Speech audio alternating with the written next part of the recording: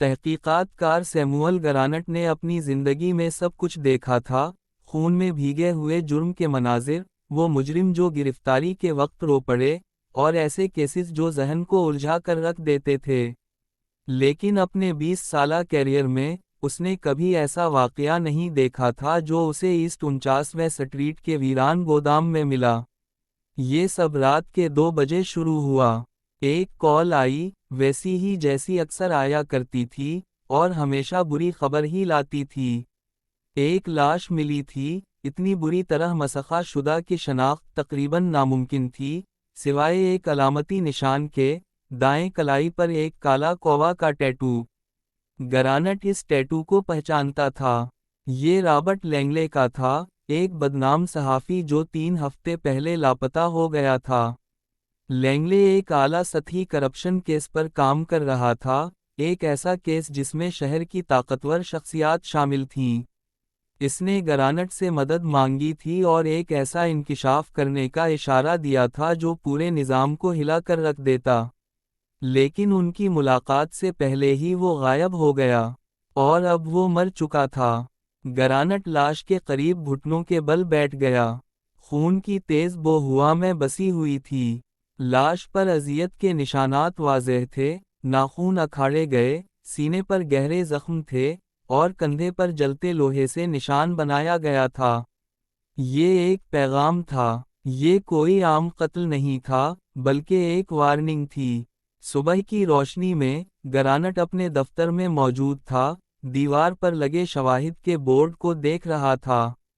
اس نے جرم کے منظر کی تصویر پن کی، ساتھ ہی لینگلے کے لکھے ہوئے مضامین بھی جو اس کے عروج کے دور میں شائع ہوئے تھے۔ اس صحافی نے کئی دشمن بنا لیے تھے۔ سوال یہ تھا، کس نے اسے ہمیشہ کے لیے خاموش کر دیا؟ اس کی پہلی منزل لینگلے کا اپارٹمنٹ تھا۔ دروازے کا تالا توڑا گیا تھا، درازیں بکھری ہوئی تھیں، اور کاغذات فرش پر بکھرے تھے۔ کوئی یہاں کچھ تلاش کر رہا تھا۔ اس افراتفری میں، گرانٹ کو میز کے نیچے چپکایا ہوا ایک فلیش ڈرائیو ملا۔ واپس دفتر پہنچ کر، اس نے اسے اپنے لیپ ٹاپ میں لگایا۔ اسکرین پر آڈیو ریکارڈنگز، بینک ٹرانزیکشنز، اور ای میلز نمودار ہوئے جو شہر کے افسران، بڑے کاروباری حضرات، اور پولیس کے کچھ ارکان کے خلاف ثبوت فراہم کر رہی تھیں۔ اگر یہ معلومات عام ہو جاتیں تو کئی زندگیاں تباہ ہو جاتیں۔ گرانٹ کو محسوس ہو رہا تھا کہ اسے دیکھا جا رہا ہے۔ وہ ان علامتوں کو پہچانتا تھا، گھر میں چیزوں کی جگہ بدل جانا، دور سے پیچھا کرتی ہوئی گاڑیاں۔ وقت ضائع کیے بغیر، اس نے اپنی قابل اعتماد فرانزک تجزیہ کار جولیا کارٹر کے ساتھ مل کر فائلوں کا جائزہ لیا۔ ایک آڈیو ریکارڈنگ نمایاں تھی۔ تم نہیں جانتے کہ تم کس چیز میں ہاتھ ڈال رہے ہو، لینگلے۔ پیچھے ہٹ جاؤ، ورنہ پچھتاؤ گے۔ میں نہیں رک سکتا۔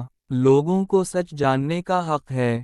تو پھر تم اپنی موت کے پروانے پر دستخط کر رہے ہو۔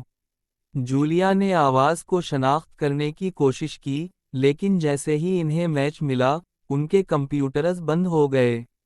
سائبر حملہ۔ وہ کسی کے بہت قریب پہنچ چکے تھے۔ اب کوئی اور راستہ نہیں تھا۔ گرانٹ نے روایتی طریقوں سے تحقیقات شروع کر دیں۔ اس نے ان تمام مقامات کا دورہ کیا جو مشکوک بینک ٹرانزیکشنز سے جڑے تھے۔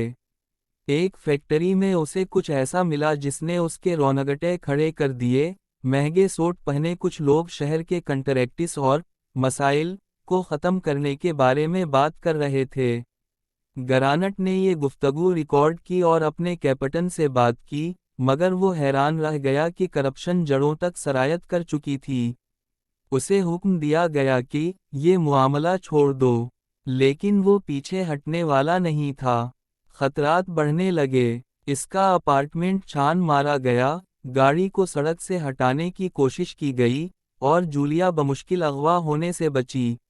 بالآخر، گرانٹ نے ایک فیصلہ کیا۔ اس نے تمام شواہد کو ایک ساتھ کئی نیوز چینلز کو بھیج دیا۔ اب سچ کو دبایا نہیں جا سکتا تھا۔ اگلی صبح، شہر سرخیاں چیخ رہی تھیں، گرفتاریاں ہو رہی تھیں، اور بڑے بڑے نام گر رہے تھے۔ لیکن انصاف کی قیمت چکانی پڑی۔ گرانٹ کی بیج چھین لی گئی، جولیا کو روپوش ہونا پڑا۔ مگر جب وہ اپنی اپارٹمنٹ کی بالکونی سے شہر کو دیکھ رہا تھا، اسے معلوم تھا کہ یہ سب ضروری تھا۔ اور جو لوگ اسے روکنا چاہتے تھے، وہ ہمیشہ سوچتے رہیں گے کہ گرانٹ کب دوبارہ حملہ کرے گا۔